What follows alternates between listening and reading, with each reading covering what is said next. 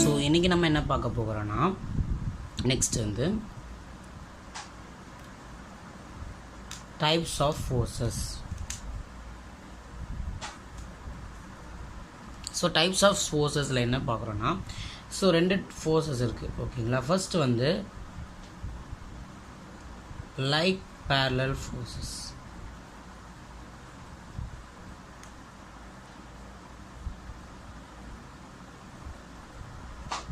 And second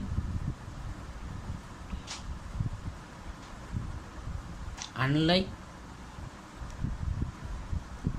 parallel forces.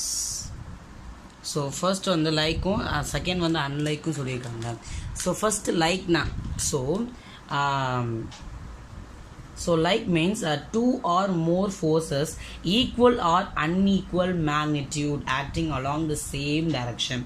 So like means அதாவது இப்போ இங்கே வந்து ஒருத்தர் வந்து ஒரு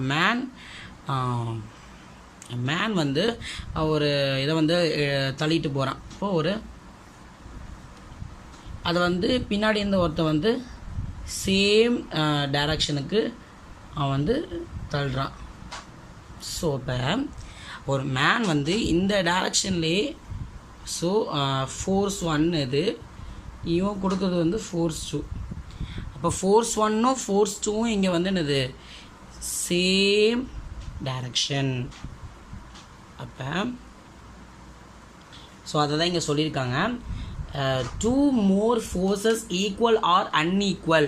2 ஃபோர்ஸஸ் வந்து ஈக்குவலாக இருந்தாலும் சரி அன்ஈக்குவலாக இருந்தாலும் சரி, ஆனால் அது வந்து சேம் டைரக்ஷனில் போகுது, பேரலாக இருக்குது. ஸோ இது பேரலாக போகிறாங்கல்ல, ஸோ 2 பேரும் இந்த சைடில் தான் மூவ் ஆகுறாங்க.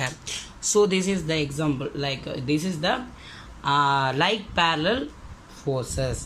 நெக்ஸ்ட் என்னென்னு பார்க்குறோன்னா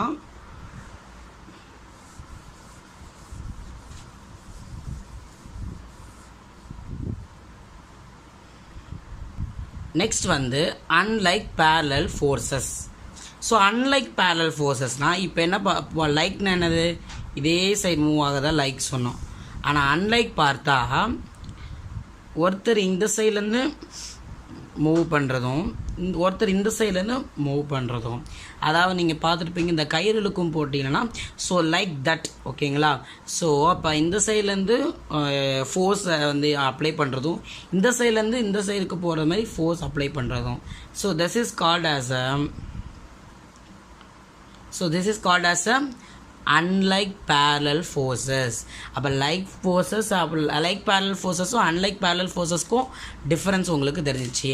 ஸோ இது எப்படி கொஷின்ஸ் ஆன்சர் அதில் இருக்குது. ஸோ இது இம்பார்ட்டண்ட்டு. ஸோ அதனால் நோட் பண்ணிக்கோங்க. தேங்க்யூ.